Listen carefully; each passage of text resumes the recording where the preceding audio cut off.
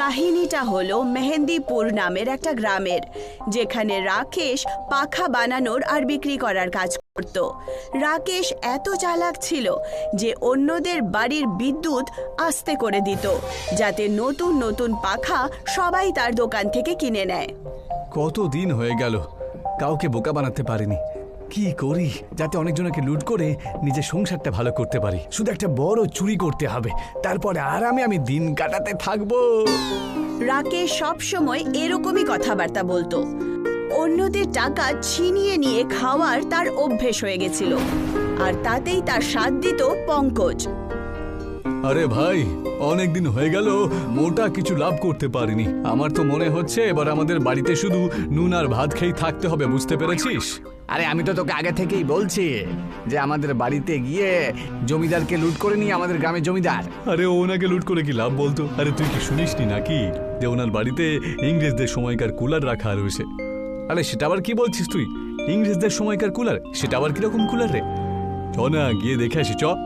রাকেশ আর পঙ্কজ খুব গরমের মধ্যে জমিদারের বাড়িতে যায়, আর ওখানে গিয়ে দেখতে পায় যে জমিদারের ঘরের ভেতরে বিদ্যুৎ না হওয়ার কারণেও একটা ছোট্ট অ্যান্টিক কুলার হাওয়া দিচ্ছিল।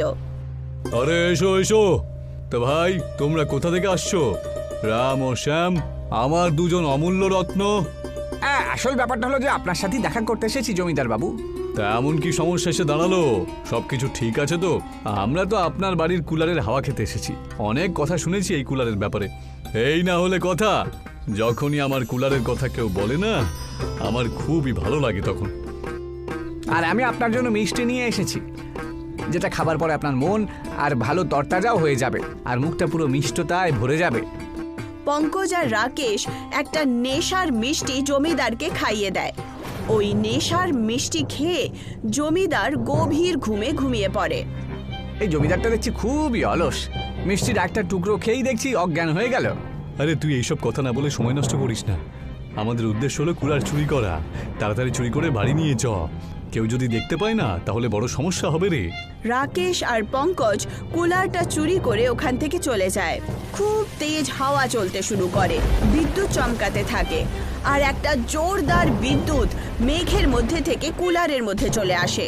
ওই কুলারটা মাটিতে পড়ে যায়, আর ওখানেই একটা বড় কুলারের ঘর হয়ে যায়। ভাই, এসব কি হচ্ছে? এই ছোট্ট কুলারটা এত বড় ঘর কি করে হয়ে গেল রে? আরে আমার তো খুবই ভয় করছে ভাই, কিছু গন্ডগোল না হয়ে যায়, আমাদের আবার কেউ প্রাণে না মেরে ফেলে। এই জন্যই তো জমিদার বাবু কুলারের কাছে কাউকে যেতে দিত না। এই কুলারের বাড়ির মধ্যে আমাদেরকে একবার গিয়ে দেখতেই হবে, বুঝলি?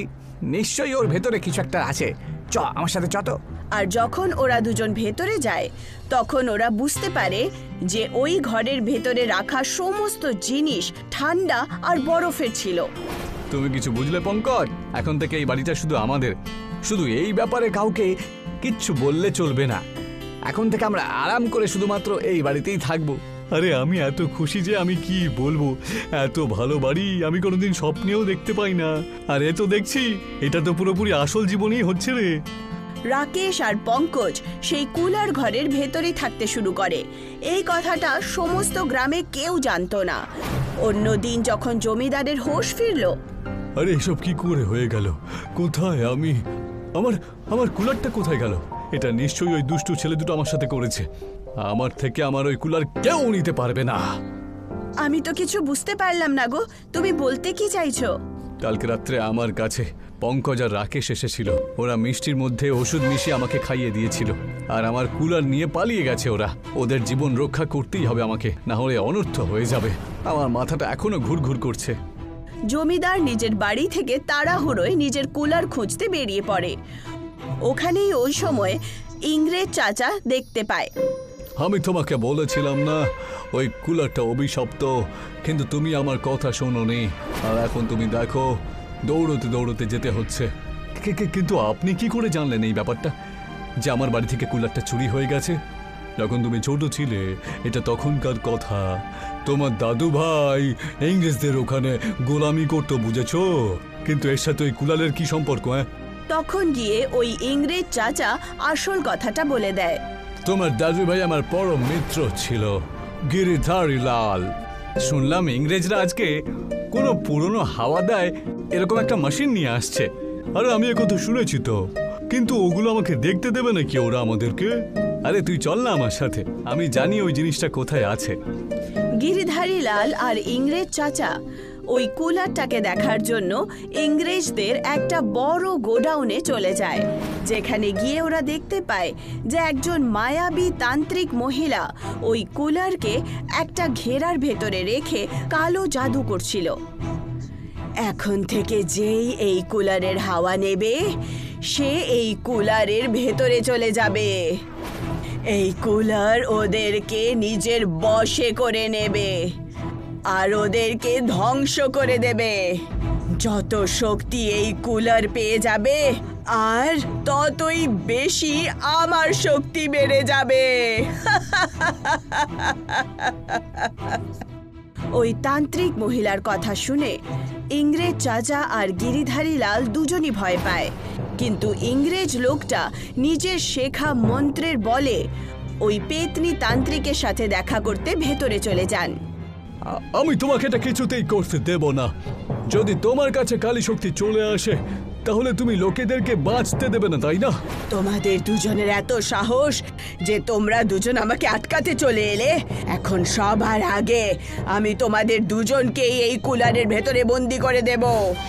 যেই মাত্র ওই তান্ত্রিক মহিলা ওদের দুজনের দিকে এগোলো, গিরিধারী লাল প্রচন্ড ভয় পেয়ে যায়, কিন্তু ওই ইংরেজ লোকটা নিজের শেখা মন্ত্র পড়তে শুরু করে। ওম আগ্রম বগ্রম ত্রম ভূসুরম স্বাহা। না না, এরকম করো না। আমি এই জিনিসের জন্য অনেক বছর ধরে তপস্যা করেছি। কতগুলো নির্দোষ লোকের বলিদান আমি শয়তানকে দিয়ে দিয়েছি। না! ইংরেজ লোকটা ওই তান্ত্রিক মহিলাকে সেই কুলারের ভেতরে বন্দি করে দেন। আর সেই দিন থেকে এখনো পর্যন্ত ওই কুলারটা তোমার বাড়িতেই আছে। তুমি ছাড়া আমিও এই কুলারটার দেখাশোনা করতাম।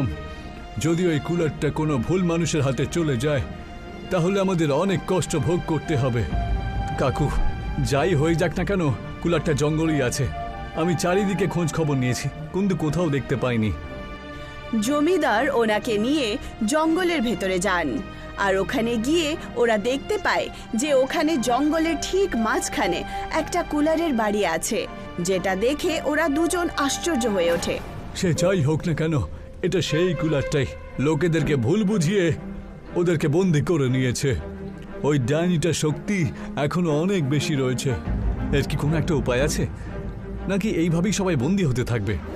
এই কুলারের ওপরে পবিত্র গঙ্গা জল ছিটিয়ে দিতে হবে। যাও গে, তুমি গঙ্গা জল নিয়ে এসো, শিগগির যাও। জমিদার গিয়ে নিজের বাড়ি থেকে গঙ্গা জল নিয়ে আসেন, আর অন্যদিকে পঙ্কজ আর রাকেশ, যারা দুজন কুলারের ভেতরে বন্দি ছিল, হঠাৎ করে ওদের দুজনের গরম লাগতে শুরু করে। আরে আমি তো বাইরেও যেতে পারছি না। আমাদের সাথে সব কি হচ্ছে? হায় ঈশ্বর, আমার গায়ে খুব জ্বলছে, খুব গা হাত পা জ্বলছে। ওরা দুজন কুলারের বাড়িতে বন্দি হয়ে গেছিল, কিন্তু ওদের চিৎকার শুনে ওখানে জমিদার আর ইংরেজ লোকটা চলে আসে। তুমি ওর উপরে তাড়াতাড়ি গঙ্গা জল ছিটিয়ে দাও, না হলে ওরা আরো কষ্ট পাবে। আগে আমি এটা এক্ষুনি করছি, যেমনটা আপনি বলেছেন। ইংরেজ লোকটার কথা শুনে জমিদার ওই কুলারের বাড়ির ওপরে গঙ্গা জল ছিটিয়ে দিল, যার কারণে কুলারের ঘর ঠান্ডা হয়ে যায়, আর ওই পেতনি তান্ত্রিকের আত্মা ওই কুলারের বাড়ির বাইরে চলে আসে। এটা তুমি ঠিক করলে না। আমি আবার ফেরত চলে আসব, আর তখন তোমাদের খুব মজা হবে। হ্যাঁ হ্যাঁ, প্রথমে যাও তো, দ্বিতীয়বার আমি তোমাদের দেখে নেব। ওই পেতনি তান্ত্রিক এইটুকু বলে ওখান থেকে চলে যায়। কুলারের বাড়ি আবার ঠান্ডা আর আরামদায়ক হয়ে ওঠে। জমিদার নিজের কুলারের বাড়িটা গ্রামবাসীদের জন্য জঙ্গলেই ছেড়ে দিল। রাকেশ আর পঙ্কজও চুরি চাকারি করার কাজ ছেড়ে দেয় আর নিজের নিজের দোকানে পরিশ্রম করে কাজ করতে লাগে। সমস্ত লোকেরা হাসি খুশি থাকতে শুরু করে। মির্জাপুর গ্রামে মায়াদেবী তার দুটো ছোট বাচ্চার সাথে থাকত। বৃষ্টির মরশুমে একদিন রাত্রে বান এসে যায় আর পুরো গ্রাম জলে ডুবে যায়। গ্রামের লোক ওখান থেকে প্রাণ বাঁচাতে পালায়, মায়াদেবীও তার বাচ্চাদের সাথে পাশে সেকেন্দ্রাবাদে পৌঁছায়। মায়াকে দেখে সেকেন্দ্রাবাদের মোড়ল ওখানে আসে আর বলে, এই বুড়ি, আমাদের গ্রামে কেন এসেছো? মোড়ল মশাই, আপনি তো জানেন যে আমাদের গ্রাম মির্জাপুর বান তার শক্তি দেখানো শুরু করে দিয়েছে। এই জন্যই আমি আমার 2 বাচ্চাকে আপনার গ্রামের বাইরে একটু থাকতে দিন। তুই জানিস না যে তোর স্বামীর সাথে আমার শত্রুতা ছিল? তো আমি শত্রুকে কি করে থাকতে দিই? আর এমনিতে তুমি এত গরিব যে বিশ্বাস করতে পারছি না যে তুমি চুরি করো না। মোড়ল মশাই, আমি সময় কাটাতে এসেছি, আমি কেন চুরি করব? এই বুড়ি, বেশি শেয়ানা হবি না, আর তোর বাচ্চাদেরকে নিয়ে এখান থেকে চলে যা। মায়া মোড়লের সামনে খুব কান্নাকাটি করলো, পায়ে পড়লো, কিন্তু মোড়ল জোরে জোরে হাসতে লাগলো আর মায়াকে গ্রামের বাইরে বের করে দিল। মা, এখন আমরা কি করব? গ্রামে জল আছে আর অন্য লোক গ্রামে ঢুকতে দিচ্ছে না। এবার আমরা কোথায় যাই? জঙ্গল ছাড়া আর তো কোনো রাস্তা নেই। মা, আমরা এই রাস্তায় তো থাকতে পারি। না বাবা, এখানেও জল এসে যায়, আর জল যদি নাও বা আসে তো মোড়ল থাকতে দেবে না। আমাদের ওর নজর থেকে দূরে জঙ্গলেই যেতে হবে। ঈশ্বর যে লিখেছেন কপালে, সেটা তো হবেই। মায়া তার বাচ্চাদের নিয়ে জঙ্গলে চলে যায়। জঙ্গলে অনেক বাঁশের গাছ আছে, ওখানে 2টো আম আর বাকি ফলের গাছও আছে। মা, এখানে তো গরম একদমই নেই আর অনেক ফল আছে। এখন আমরা এখানে পেট ভরে খেতে পারবো আর আরামে থাকবো। হ্যাঁ মা, ভালোই হয়েছে ওখানে বান এসছে, কারণ না হলে ফল পাওয়া যেত আর না এত সুন্দর হাওয়া। বাচ্চারা, বান খুব ভালোর জন্য এসেছে, আমাদের এরকম ভাবা উচিত নয়, কারণ বানের কারণে প্রাণ আর জিনিস এর দুটোরই ক্ষতি হয়। আর আমরা জঙ্গলে থাকতে পারি, কিন্তু আমাদের এখানে একটা কুড়ে ঘর বানাতে হবে, না হলে জঙ্গলি জানোয়ার আমাদেরও খেয়ে নেবে। কিন্তু মা, আমরা কুড়ে ঘর কেমন করে বানাবো? আমরা কাঠের সাহায্যে কুড়ে ঘর বানাবো। হ্যাঁ মা, আমি গাছের ওপর উঠে কাঠ কেটে নিয়ে আসবো। না আমার সোনা, গাছেরও প্রাণ থাকে, আমাদের ওকে কাটা উচিত নয়। আমরা এদের কারণে শ্বাস নিতে পারি আর খাওয়া দাওয়াও করি। তাহলে আমাদের কুড়ে ঘর কি করে তৈরি হবে মা? ওই সামনে দেখো, ওখানে কিছু শুকনো কাঠ পড়ে আছে, আমরা ওগুলো দিয়ে কুড়ে ঘর বানাবো। মায়া তার বাচ্চাদের সাথে কাঠ জোগাড় করা শুরু করে দিল, আর কয়েক ঘন্টার পরিশ্রমের পরও পর্যাপ্ত কাঠ জড়ো করলো। দেব নদীর দিকে কুড়ে ঘরের জন্য ঘাস নিতে চলে যায়। দেব, একলা যেও না, প্রথমে কাঠ দিয়ে কুড়ে ঘর বানিয়ে নাও, তারপরে ঘাস নিয়ে আসবে। দেব ওর কোনো কথা শুনল না আর ঘাস ওঠাতে চলে গেল। আর তখনই দেব চিৎকার করে উঠল, কারণ তাকে সাপে কামড়ালো। আহ আহ মা, মা, আহ!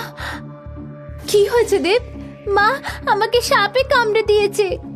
এই কথা শুনে মায়া আর মণি দুজনে কাঁদতে কাঁদতে দেবের দিকে দৌড়ালো। দেবও অজ্ঞান হয়ে গেছিল। দেব, দেব, দেব, দেব বাবা, হে ভগবান, আমি কি ভুল করেছি তোমার? তুমি প্রথমে স্বামীকে ছিনিয়ে নিলে, তারপর বাড়ি, আর এখন ছেলেকেও।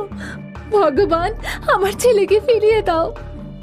আর তখনই একটা আওয়াজ শোনা গেল। মায়া, আমি জাদুই বাঁশের তৈরি বাড়ি। আমি তোমার সব কথা শুনেছি যে তুমি তোমার বাচ্চাদের গাছের ব্যাপারে বোঝাচ্ছিলে। এটা দেখে আমার খুব ভালো লাগলো। আমি তোমার ছেলেকে এক্ষুনি বাঁচিয়ে দিচ্ছি আবার। আরে তোমার থাকার জন্য একটা জাদুর ঘরও বাড়িয়ে দিচ্ছি, যাতে তোমার পরিবার কোনো ভয় ছাড়াই সেখানে থাকতে পারবে আর তো অন্য লোকেদের থেকে ভালো করতে পারবে। আমি কি কোনো স্বপ্ন দেখছি? এক্ষুনি তোমার ছেলে ঠিক হয়ে যাবে আর একটা বড় বিলাসবহুল বাড়িও চলে আসবে, যার মধ্যে খাবারের পুরো ব্যবস্থা করা থাকবে। ব্যাস, শুধু তুমি তোমার চোখ বন্ধ করো। মায়া আর মণি নিজেদের চোখ বন্ধ করলো, আর জাদু বাঁশের বাড়ি তৈরি হয়ে গেল, যেটা দেখতে খুবই সুন্দর। আর তখন দেবও বেঁচে উঠল, আর ও তার মাকে ডাকলো। মা, মা। দেব, তুই তুই ঠিক আছিস? হ্যাঁ মা, আমি তো ঘুমিয়েছিলাম, আর ততক্ষণে তুমি এত সুন্দর বাড়ি তৈরি করে নিলে। বাড়ি? তিনজনে পিছনে তাকায় তো ওরাও হয়রান হয়ে যায়, কারণ ওখানে বাঁশের জাদুর বাড়ি। ওরা তিনজনে তাড়াতাড়ি বাড়ির ভিতর যায়। ভিতর থেকে ওটা বাড়ি নয়, মহল আছে। দেব আর মনির ওই বাড়ি খুব পছন্দ হলো। ওরা ওখানেই থাকতে লাগলো আর খুব ফল খেতে থাকলো। এইরকমই ভাবে তিনজনে থাকতে লাগলো। মায়া আর তার